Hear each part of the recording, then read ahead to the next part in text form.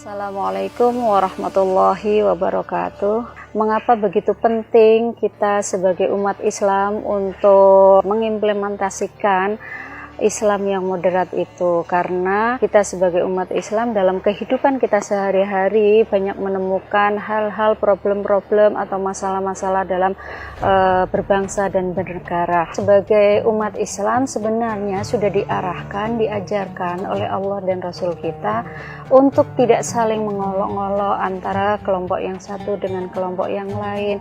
Kita juga diajarkan untuk tidak saling berselisih, untuk bersatu, untuk tidak saling bercerai-berai seperti dalam Al-Quran. Bismillahirrahmanirrahim. Wa'tasimu bihablillahi jami'an wa la tafarraqu. Itu artinya bahwa kita diperintahkan, diajarkan untuk saling merangkul, untuk saling menebarkan kenyamanan di antara yang satu dengan yang lain. Nah, kadang-kadang kita justru menjadi sumber konflik, kita justru menjadi sumber perpecahan itu sendiri, yang sebenarnya ini tidak dimaui dalam Islam.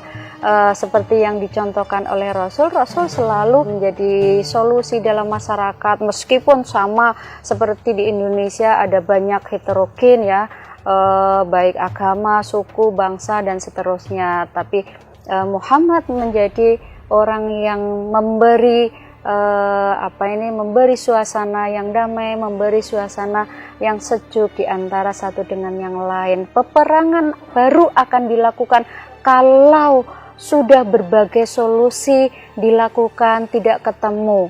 Bahkan peperangan berkali-kali itu karena diperintah oleh Allah lewat wahyu, termasuk peperangan yang pertama.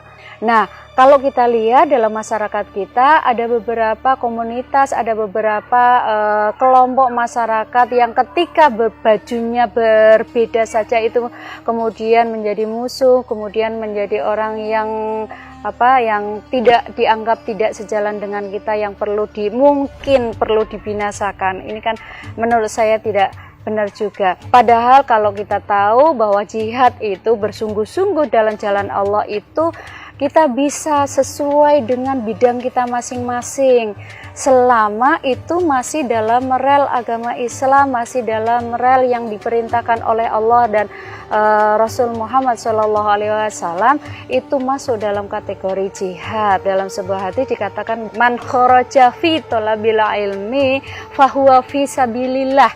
Itu artinya bahwa orang yang menuntut ilmu pun itu adalah pada kategori dia jihad fisabilillah, dia ada dalam jalan Tuhan. Dan bidang-bidang yang lain kalau kita bersungguh-sungguh melaksanakannya, maka menurut saya itu termasuk juga dalam kategori jihad.